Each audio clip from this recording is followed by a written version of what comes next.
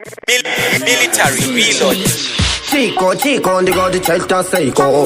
Chico, ndigo di certa seiko. Chico, ndigo di certa seiko. Ane pengo, certa seiko. Ini ndogora ndisingotaura kuti pandakazvarwa isu taingotambura. Vaida ndifire mcheri fanika kumura, fanike hove vese vaida kunditumbura. Ndakazarirwa kumusha, sitari kuberekwa rangu ndinyasha. Wanipa basa pangu ndina presa, ende futi ndinopisa fanike rasa. Ndiriwai ndakazarirwa kurutsu, kana ndaimba wane ndinototenga bhutsu.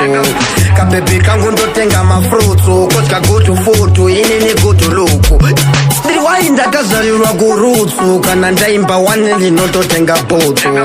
Kabebi kangu ndotenga mafrutsu, kotya gutu futu, inini gutu luku.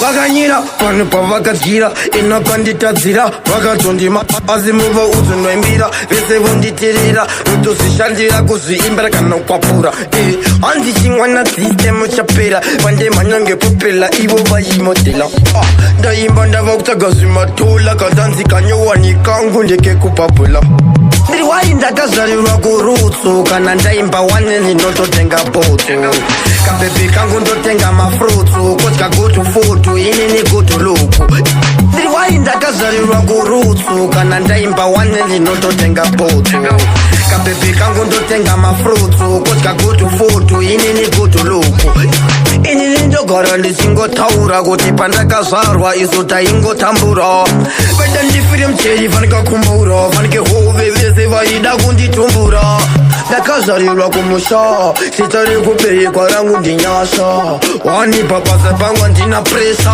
ende futi ndinopisa fanike rasa ndiriwai ndakazarirwa kurutsu kana ndaimba wane ndinototenga bhutsu kabebi kangu ndotenga mafrutsu kotya gutu futu inini gutu luku ndiriwai ndakazarirwa kurutsu kana ndaimba wane ndinototenga bhutsu kabebi kangu ndotenga mafrutsu kotya gutu futu inini gutu luku. Military reloaded.